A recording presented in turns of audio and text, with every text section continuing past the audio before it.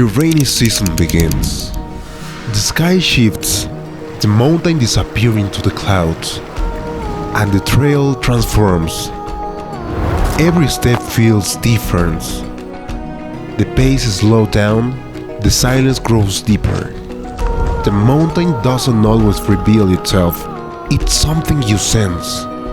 The route remains the same, but the experience changes completely. It's a time to walk with intention, to see differently and connect more deeply. Because in the rainy season, the mountain is experienced in another way.